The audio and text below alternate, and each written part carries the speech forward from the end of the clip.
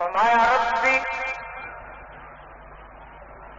اغفر لی وہب لی ملکا لا ينبغی لأحد من بعدی، میرے داتا میری عاقبت سنوارنے کے ساتھ ساتھ دنیا میں سچائی کے فروغ اور برائی کے خاتمے کے لیے اقتدار بھی عطا کر، سلطنت بھی عطا کر۔ کراچی والوں چادر اوڑھ کر تسبیح کے دانے پھیرنے سے انقلاب نہیں آیا کرتے، معطر فضاؤں میں ایئر کنڈیشن حجروں میں بیٹھ کر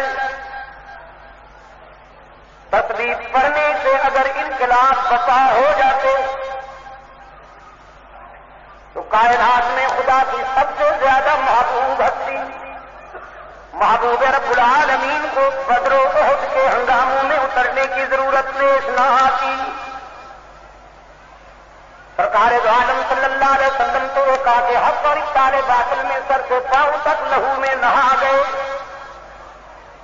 سرکار دو عالم صلی اللہ علیہ وسلم کے چاہنے والوں پر شمشیر پھیری گئی۔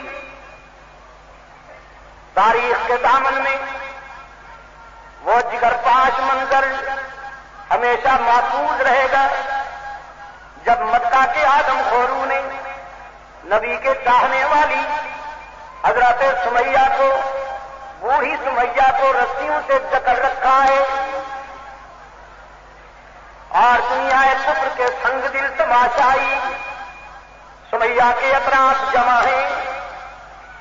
آخری موقع دیا جاتا ہے سمیہ کو جان بچانی ہے تو رسول سے اعلان برات کر دیجئے، محمد عربی کا دامن چھوڑ دیجئے۔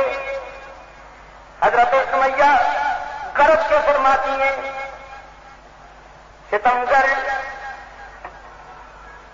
ظالموں، تمہیں بس اتنا ہی طاقت ہے نا کہ تم مجھے مار دو گے، میری جان لے لو گے، تو میں فیصلہ کر چکی ہوں کہ جسم ٹکڑے ہو جائے گا لیکن محمد عربی کا تعلق نہیں ٹوٹے گا، رسول کا دامن نہیں چھوٹے گا۔ چنانچہ تاریخ نے یہ منظر نوٹ کیا اور آسمان کی آنکھوں نے اسے بڑی غور سے دیکھا کہ سمیہ کو نصب کر دی گئی۔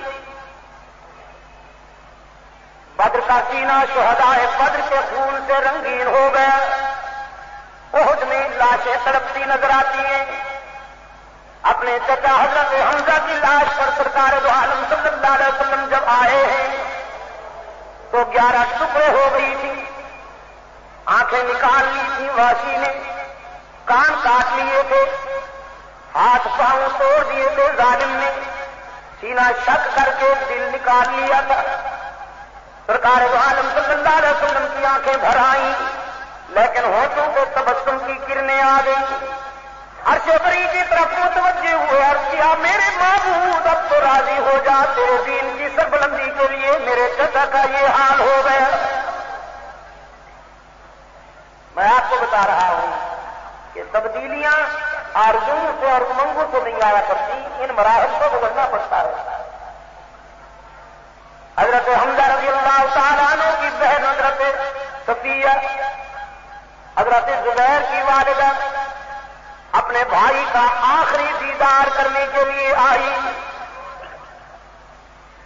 رسول اکرم صلی اللہ علیہ وسلم کو اطلاع ہوئی کہ صفیہ آنا چاہتی ہے، رحمت عالم صلی اللہ علیہ وسلم نے زبیر کو بلایا، فرمایا اپنی ماں کو روک دو، اگرچہ قرآن میں صبر کا حکم اس نے سنا ہوا ہے لیکن پھر بھی عورت کا دل ہے نا، پھر بھی عورت کا دل ہے، کہیں بھائی کی لاش کے ٹکڑے دیکھ کر بے صبری کا مظاہرہ نہ کر دے۔ حضرت زبیر نے جا کے اپنی والدہ سے حضور اکرم صلی اللہ علیہ وسلم کا یہ فرمان پہنچایا اور کہا کہ تیرا بھائی اس قابل نہیں کہ تو دیکھ سکے، اور حضور اکرم صلی اللہ علیہ وسلم نے فرمایا خطرہ ہے کہ کہیں تو بے صبری کا مظاہرہ نہ کر دے۔ حضرت صفیہ نے عرض کیا میرے آقا سے جا کے کہہ دو، میرے آقا کو جا کے کہہ دو میں اپنے بھائی پہ ماتم کرنے کے لیے نہیں آ رہی، میں تو اس کے جسم کا ایک ٹکڑا اٹھا کر چوموں گی اور فخر کروں گی کہ میرا شیر دل بھائی محمد کے مثل کے کام آ گیا۔ یہ تو ایک حملہ تھا جو آپ کے موقع کے جان دے گیا۔ آج اگر درجنوں بھائی ہوتے اور سب چلے جاتے تو میرا سر فخر سے بلند ہوتا۔ انقلاب، تبدیلیاں 72 فضاؤں میں زعفرانی پانی سے تعویذ لکھنے سے نہیں آیا کرتی۔ قوت بازو ضروری ہے، اور یہ مستقل سازش پلاننگ کی تحت علماء کرام کو دھکیل کر حجروں میں بٹھا دیا گیا ہے کہ تم اذانیں دو، تم مسجدوں میں بیٹھے رہو اور ہم نظام چلائیں گے، تمہارے اوپر پابندیاں لگائیں گے، تمہیں حجروں میں دھکیل دیں گے اور گنڈوں کو سڑکوں پر لے آئیں گے تاکہ وہ اپنی گنڈا گردی کا بھرپور مظاہرہ کریں۔ تم اذانیں دو، نوافل ادا کرو، اللہ کی ضربیں لگاؤ، نقش بندی، چشتی، سہروردی، قادری بن جاؤ۔ وہ میں نے آپ کو بتایا تھا نا، ہمارے سابق سائیں مذاکرات جب ہو رہے تھے تو ایک رات مذاکرات کے دوران ایسی بھی آئی کہ پوری رات مذاکرات ہوتے رہے۔ اتفاق سے اس دن ہماری کانفرنس ہو رہی تھی راولپنڈی کے قریب ایک جگہ ہے سرسلا، وہ رات بھی بڑی عجیب ہے، ادھر مذاکرات ہو رہے تھے، ادھر بات ہو رہی تھی، ہم نے بھی پوری رات جلسہ کیا۔ جب یہاں سے فارغ ہو کر میں دلی پہنچا تو حضرت مفتی صاحب رحمۃ اللہ علیہ اسی وقت تشریف لائے نماز صبح کے بعد۔ انہوں نے پھر حال بتایا کہ کس طرح باتیں ہوتی رہی۔ فرمانے لگے پتہ نہیں جن ہے کیا مصیبت ہے، نہ اس کم وقت کو نیند آتی ہے نہ وہ اونگتا ہے۔ میں نے مستقبل سے کہا حضرت آپ نمازیں وہیں پڑھتے ہیں، نماز کا کیا استعمال تھا، کس پر وہ حق تھی کہ یہ تو بڑا لطیفہ ہے۔ ہم رات کے تقریباً 1:30 بجے نماز کے لیے جب اٹھتے ہیں تو بھٹو صاحب کہنے لگے دیکھیے مفتی صاحب وقت آپ ضائع کرتے ہیں، وہ الزام مجھ پہ لگاتے ہیں کہ میں وقت ضائع کر رہا ہوں۔ یہ آپ سے بار بار کبھی مغرب کی نماز کبھی عصر کی نماز، یہ وقت ضائع نہیں کر رہے آپ۔